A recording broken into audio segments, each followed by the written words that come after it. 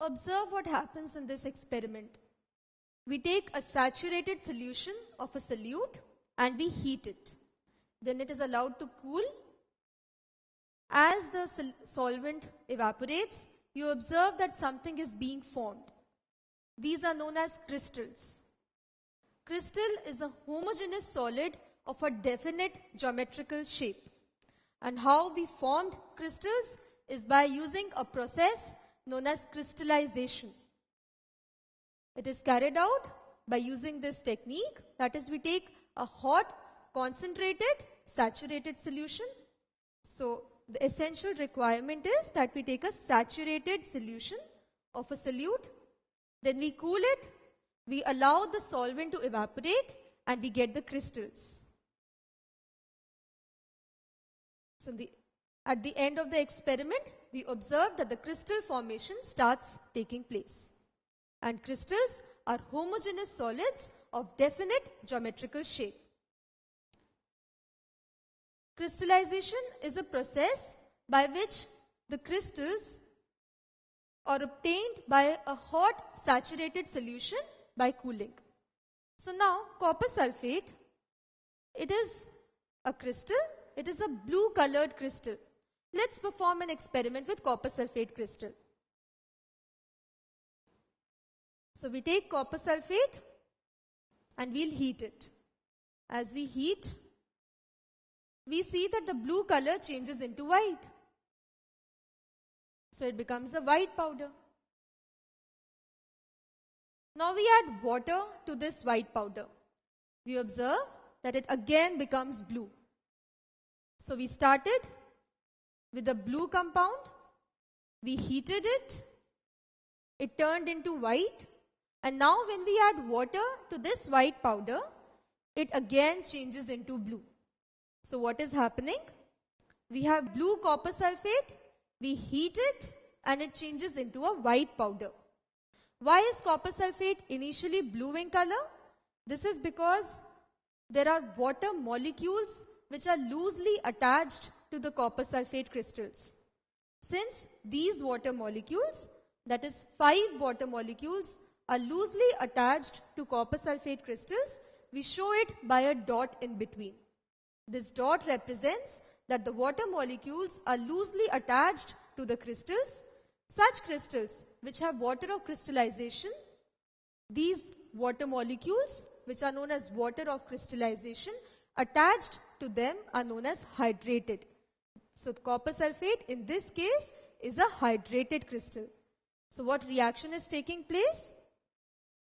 We have blue hydrated copper sulfate, that is copper sulfate to which 5 water molecules are loosely attached. That is why it is blue in color. Now when we heat it, the water molecules separate out. As these water molecules are loosely attached to copper sulfate, on heating they separate out. That is why we show it as a separate product. So now this copper sulfate which is left is anhydrous. Anhydrous, which means water of crystallization from this has been removed. So it turns anhydrous. Since now the water molecules are removed, so blue copper sulfate turns into white. Now if this process is reversed, that is, we cool these products, we take white anhydrous copper sulfate, we add water, it changes into blue hydrated copper sulfate. So this is a reversible process. On heating hydrated copper sulfate, we get anhydrous copper sulfate plus water, and on cooling the products, we get hydrated copper sulfate back. So this is a reversible process. Water of crystallization, this is the fixed amount of water that is loosely attached with the crystals. In CuSO4,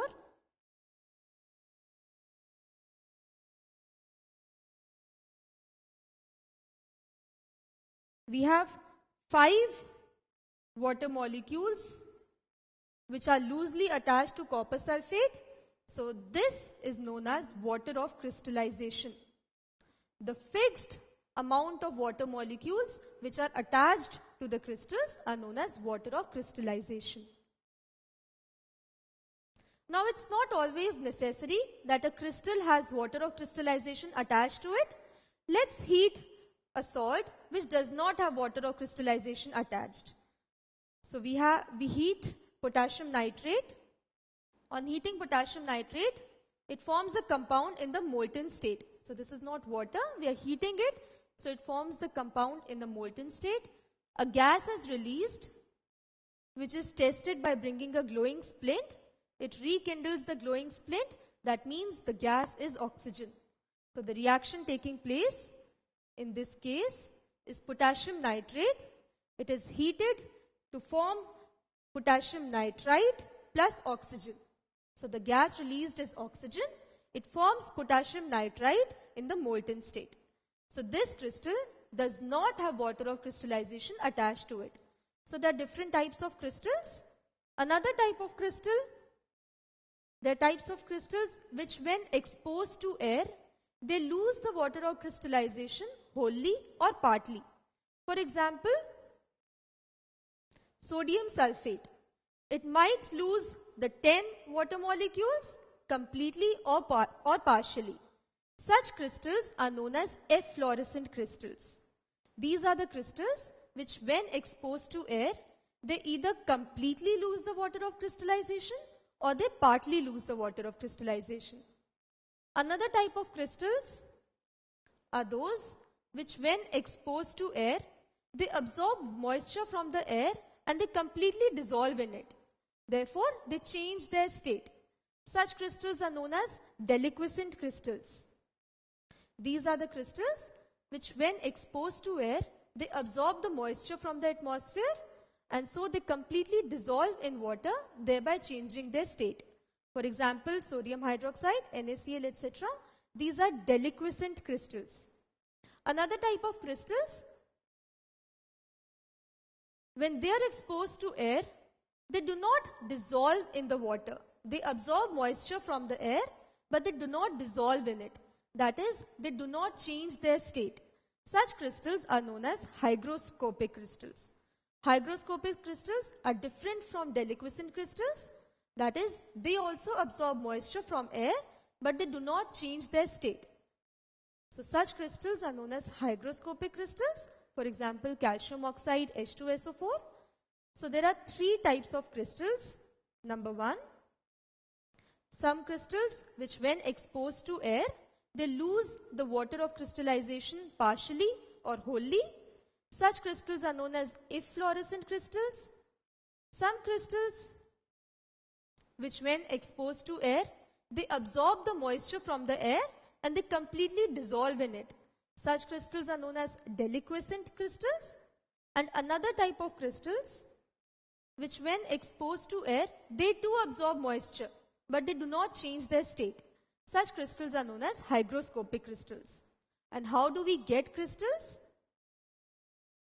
We take a hot saturated solution, we allow it to cool, the solvent evaporates and we are left with the crystals. So crystals are homogeneous solids of definite geometrical shape and the process by which we get crystals is known as crystallization.